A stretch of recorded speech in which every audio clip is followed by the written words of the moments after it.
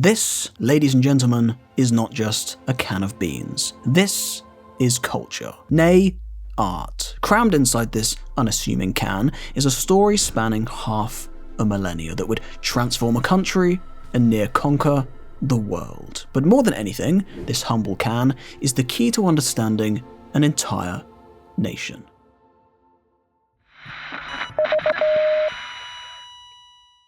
When we think of cultures around the world today, best known and lauded for their cuisine, the one nation you can be sure never to hear is Britain. The very word has become synonymous with bad food, and it's not insignificant. Food tells us an awful lot about who we are as countries, as cultures, as people. It takes things back to basics about as much as anything can. If we look at France or Spain or Italy, it highlights their more expressive attitudes, their value of art above pragmatism. If we look at the Americans, it reflects their more consumerist, amalgamated culture. If we look at Scandinavia, it shows that these lot are a little bit odd. But you get my point. So what is it that Great British Scran reflects about us? See, our history with food is far more complicated, important, and interesting than you might think. Today, we are talking about how Britain is the only country to have ever truly understood food, and in doing so, it was these soggy island monkeys that would not only create gastronomy as we understand it, but the very modern world itself. So, without further ado, ladies and germs, get your chins greased and the video liked, because we are heading back in time, before the Italians had ever even heard of a tomato. Now, the one thing you might not know about the medieval era was that their attitudes toward agricultural land was dangerously communist. So naturally, as one would expect, changes had to be made, and the Enclosure Acts were passed, replacing communal land with defined fields, creating the image of the British countryside we are familiar with to this day. Basically, they built hedges. It's a far bigger deal than it sounds, I assure you. It's a convenient watershed moment to mark the beginning of the agricultural revolution, a time where pineapples became status symbols with their glorious statues still proudly on display. Now, there were downsides, of course, such as large-scale destruction of natural habitats that killed off a far more than recommended dose of indigenous species, but sometimes that's just the price you gotta pay to root out communism and a good sausage roll, because the upside was that land stopped being a shared obligation and became a personal asset, something to be improved, leveraged, and profited from. That crop rotation replaced fallow seasons, a mechanic I could never quite get to work in Manor Lords, let me know if it's been patched yet, and selective breeding, or eugenics, depending on where you stand, were introduced, turning animals into predictable sources of meat, and seasonal luck was becoming less and less a factor. Basically, all you need to know is that food output increased not only dramatically, but reliably. The average pleb now had regular access to what were still broadly considered luxuries on the continent. Meat, cheese, ale, mushrooms. Basically, we became hobbits. In fact, this is the exact period of rural English history hobbit culture is based on. What I'm trying to say is that our 17th to 19th century peasants could beat up your 17th to 19th century peasants. You'll never sing that. Now, first things first, more food is always a good thing because famines are rarely ideal, especially when you have 20 years to preparedly not do the same thing, Paddy. But secondly, in the exact same vein as the hobbits, Britain did not allow excess to become extravagance or decadence, but rather abundance. And this is very, very important to the core of this video and Britain's cultural identity, and it's important to note that this was all very intentional. Britain was the only country where this transformation could occur.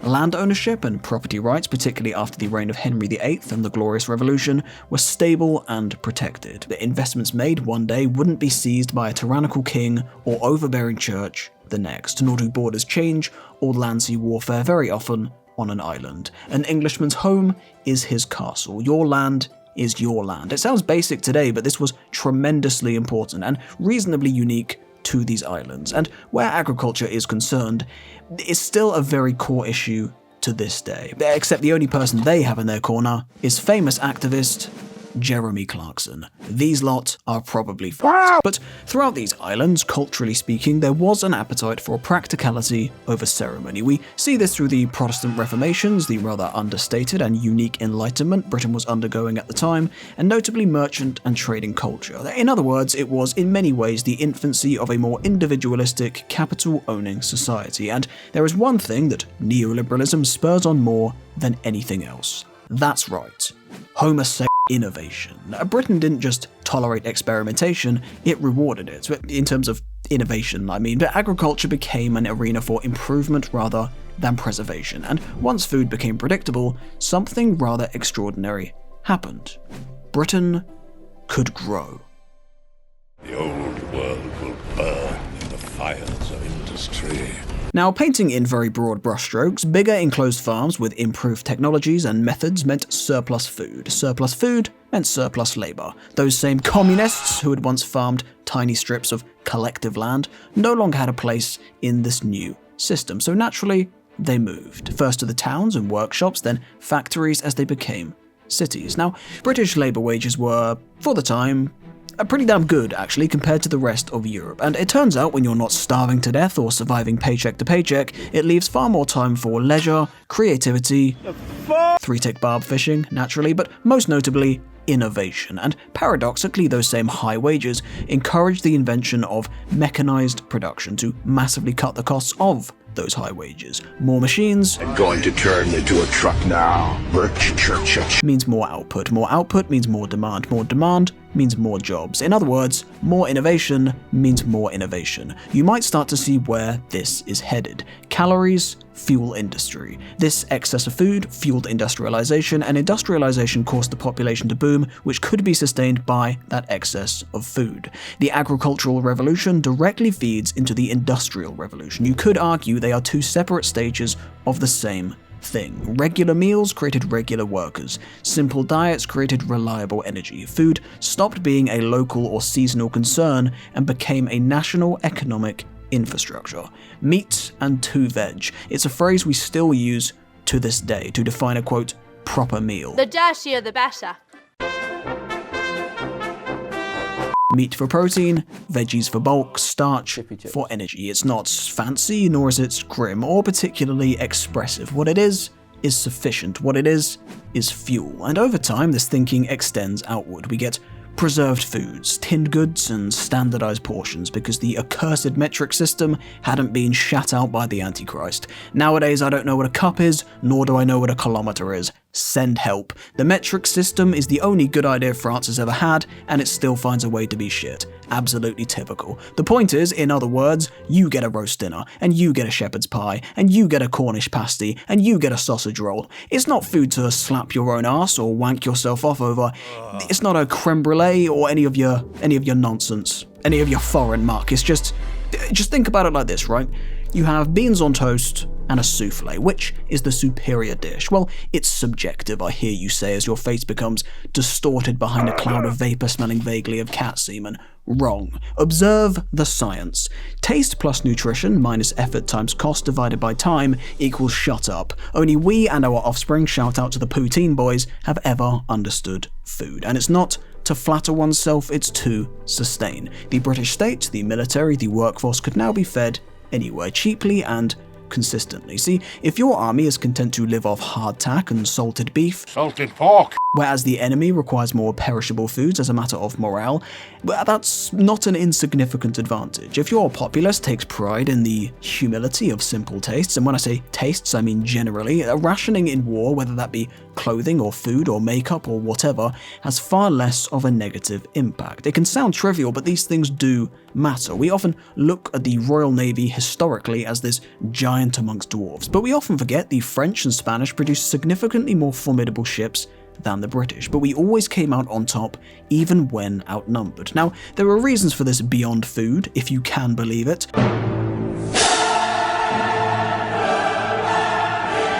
But if your sailors aren't dying of scurvy, or better yet, well-fed, it turns out an extra deck of cannons doesn't end up mattering nearly as much as you might think it would. Militarism, empire, industry, they depended on one thing above all else to grow exponentially: food. And it was Britain's early understanding of this that supercharged the nation, leading to the largest empire in human history and the most influential culture since Rome itself. Where is the horn that was blowing? How did it come to this?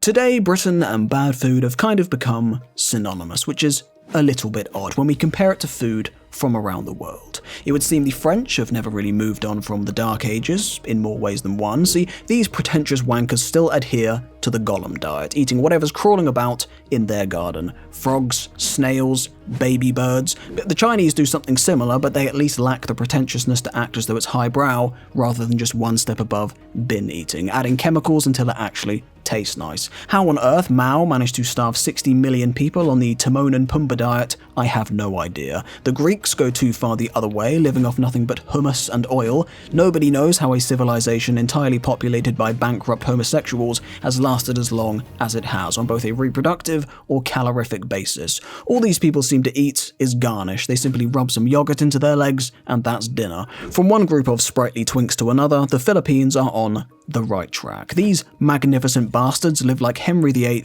but with a bit less wife murder and considerably more homosexuality. Absolute haram maxing. You genuinely love to see it. But as based as they are not the most efficient bunch. 350 quid for a big un, that's a lot of time and that's a lot of doubloons. For those of you outside the UK, that's roughly equal to the price of about 23 hamsters, depending on their breed. Dwarves are often cheaper than Syrians. The same goes for hamsters, but you would have to ask the Swedes. I'm not familiar with the details. Speaking of which, these autistic weirdos are...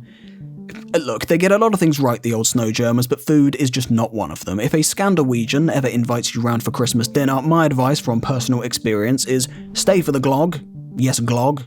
They drink glog, but to be fair to them, it is actually nicer than it sounds. But when you see the food arriving, get out of there. Some way, somehow, seek forgiveness upon your freedom. Proceed to tell them how it couldn't possibly have been 6 million. I don't care what it is you have to do, just get yourself strategically removed from the premises. That's how I got out of jury duty, but you can do it any way you like. The absolute best these people have to offer is IKEA meatballs. In reality, you're probably going to end up with a gelatinous slab of fish marinated in soap, or hundreds of raw birds left to ferment in the stomach of a dead seal that's been buried under a rock for a year. All I'm trying to say is if that's what you've got to do for your culture to survive on a barren colony, then maybe it shouldn't have. Absolutely hazardous. There is a fine line between the beauty of simplicity and having the palate of a fucking sea lion. Has nobody told these people that Ragnar Lothbrok has been dead for a minute or two now? You can actually move on. Now that being said, they are far from the worst of the snow goblins. Nobody knows what the Russians eat beside turnips and wolf's milk because nobody cares. To be completely frank, they're not even worth discussing. The Dutch are only one step above them with just one known recipe, and it starts with, first you must get through his 12-man protection detail. I will admit I have never had the time to try it myself, but there's presumably a reason these tiki-obsessed swamp Germans grow so tall. They must be onto something. The Americans are known for something similar, except their growth tends to be horizontal rather than vertical. These obese weirdos are the Lucifer of gastronomy, the Morgoth of the dinner table. They cannot create, they can merely twist and corrupt. That being said, it's not nearly as big a mark against them as the more poncy culture shaggers make out. Bullshit. Bullshit. Derivative.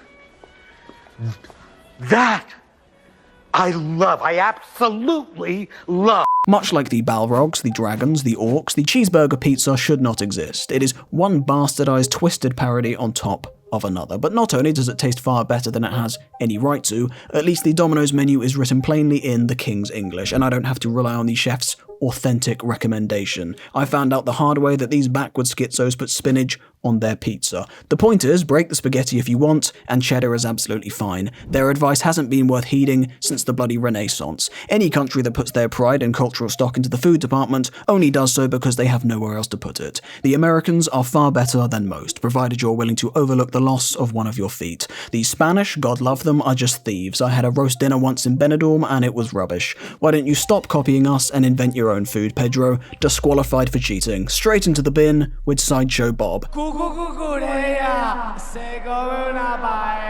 Boil 'em, mash 'em, stick 'em in a stew. Beyond this spice bag, the potato Palestinians are guilty of the same crime. Have some shame, Paddy. The Japanese just eat rice and raw fish with leaves and shit. They intentionally add more fat to their steaks, then charge 10 times the price. Nobody knows what tofu is, beside the fact it turns you gay. Yeah, there it is, the gay bomb. Look it up for yourself. And everything else is just watered down noodles you could get at Asda for 25 pence a crack. The only contribution the Swiss have ever made to moving the ball forward where food, or well, actually anything is concerned, is basically a chocolate fountain, but for cheese. The fact that these so-called people exist is the only barrier between me and faith in a higher power. Now, Germany is the only non-Anglo nation that actually gets it. But don't get me wrong, I don't want to depict these people as normal or anything. The raw meat thing is a bit strange, but nobody gives these perverted sausage enthusiasts the respect they deserve. You get bread, you get meat. Maybe some cabbage or something. Bosh. It's not that deep. The point I'm trying to make, that by no means warranted a tangent quite that long, is that yes, British food is not very exciting or highbrow, but it's hardly Scandinavian, is it? We're not out here chugging fermented sea monkeys or eating our elected officials. So maybe shepherd's pie isn't your favourite dish of all time. That's perfectly understandable and fair. But you are a genuine psychopath if it disgusts you. It's not bloody surstroming. Our scran is just meat and potatoes, simple and hearty, but at the end of the day, it's just not really something we ever feel the need to go to great lengths to defend, beside making long-winded video essays. If anything, we join in with the jokes, as you've probably seen me do multiple times on this channel. That is bliss. Unlike France or Italy or Spain, it's not really an area we ever prided ourselves on. Besides cheese, we indisputably make the best cheese in the world, so it is to die for, quite literally.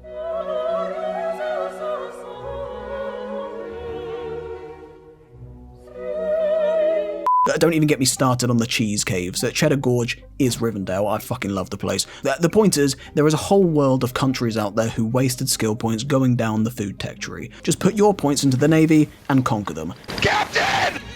Yeah?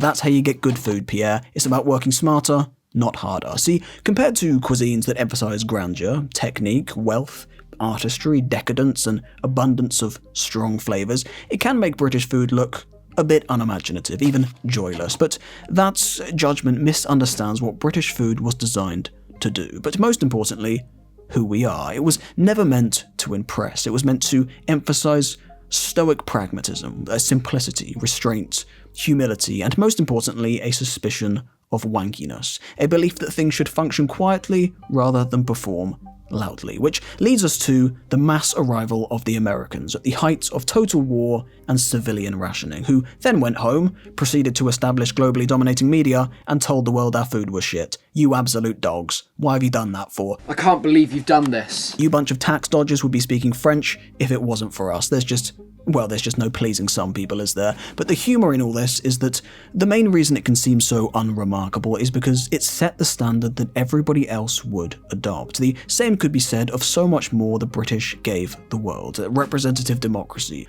liberal freedoms, abolitionism, industrialisation, sports. We have lost ownership of these things because they have simply become the global standard. So when I talk about Britain understanding food, I'm not talking about taste, or flavour, or expression, or any of that gay nonsense. We are talking about purpose, identity, and achievement. Fuck you all up the wrong one. Ta-ta! Bye-bye! Now, there's a reason I've used a lot of Lord of the Rings references in this video. I will be dead before I see the ring in the hands of an elf. Firstly, because it's just something that I do on this channel, alongside a bit of xenophobia and sexual content, apparently. They simply hate to see a young brother win. Don't be beholden to your planet. If your planet holding your back, leave that motherfucker, man. Come to space, man. And secondly, most importantly, because of this absolutely based quote by Tolkien. See, it's not the flavour of the food he objects to, it's what it represents, and vice versa. It's why, in the same way we call the French frogs as a derogatory term for their bizarre decadence, they in turn call us roast beef for our bland pragmatism. It's about what these national characteristics tell us about ourselves. The Hobbits are based on the height of a rural England under the agricultural revolution, prior to over-industrialization that strips a land of its identity as he would see it. And it's hard to deny that that's a feeling that at times can feel hard to escape nowadays. But in the same way the French food reflects them to be insufferable wankers, or Italian food reflects them to be useless bastards, sprightly twinks like the Greeks, or lovable autistic weirdos like the Scandies, this is who our food reflects us to be. See, I love Indian food, but the most it's ever done is give me the shits. It never inspired the greatest story ever told, or birthed the modern world. What has your national cuisine ever actually achieved? So when you are next in Benidorm and you order dos English breakfasts, por favor, or round the dinner table with your beloved family for Sunday roast, just remember the onion you pull from that turkey's ass may as well represent the world that it gave us. By the grace of God, wield it like the apple of Eden, for it was once and remains to this day the only thing standing between us and wanky barbarism. Glory be unto the can. And I would just like to end on this note. We may no longer be the hobbits we once were, but the important elements still remain. Whether you, like me, come from the same rural areas the Shire is based off, or spawned from the urban slag heaps, both hobbits and orc alike adhere to the same values. We are simple and good-humoured, distrusting of unnecessary displays of wanky decadence, and easily content. After all, he is happiest who is content with least. Football, cup of tea, maybe a spot of racism. It's really all we need, and it has made us, as a country, about as indomitable as they come. There's something we should be, I think, rather proud of. And as the days continue to grow darker in the west and the power in the east emerges, or in other words, things throughout the world continue to go tits up, I think these traits will continue to serve us far better than most. Thank you very much for watching. Like and subscribe if you want. I'm gonna go have some beans on toast with cheese. And that's basically just a pizza at that point, though, isn't it? See you later. The task I have in mind will require a great deal